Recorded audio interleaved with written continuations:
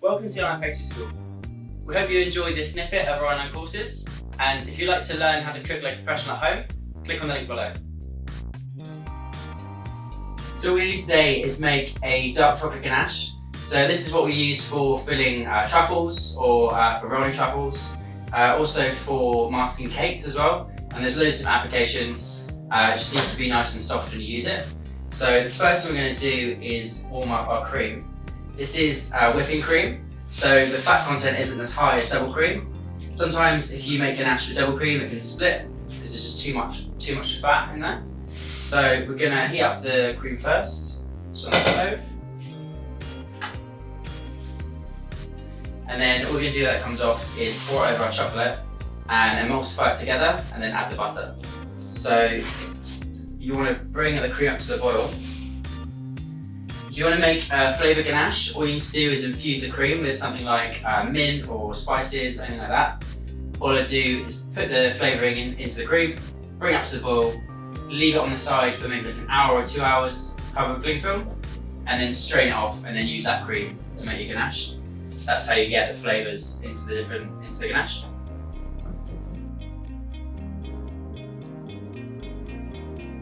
So when the cream comes up to the boil, what we can do is pour that straight over the chopped chocolate.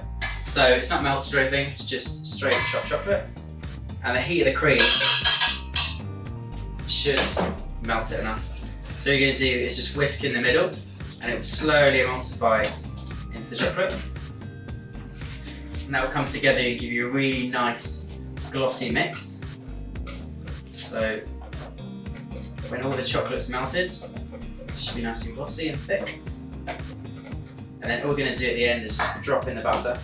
This butter should be nice at room temperature, otherwise it might not dissolve. So it's always best to be nice and soft.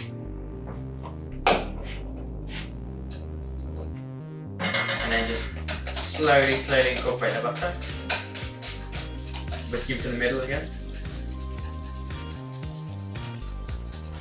And you have a really nice glossy mix. It's nice and shiny, and it's nice and thick.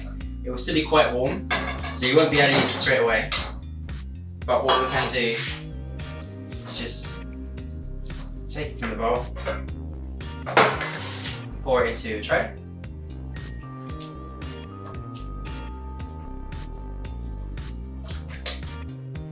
And the shallower the tray the better, because it will come down to room temperature a lot quicker.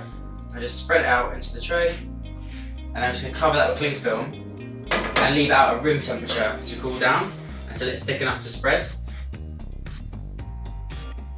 If you put it in the fridge, all you're going to do, if you put it in the fridge too long, what you're going to do is make a nice hard block, which won't be good for anything.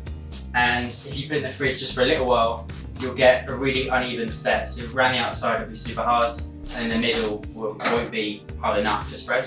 So it has to be left out at room temperature.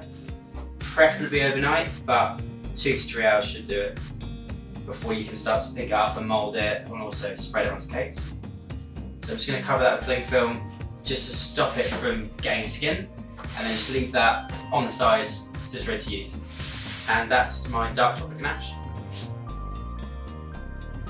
Thanks for watching. Don't forget to click the link below to find out how you can cook like a professional at home.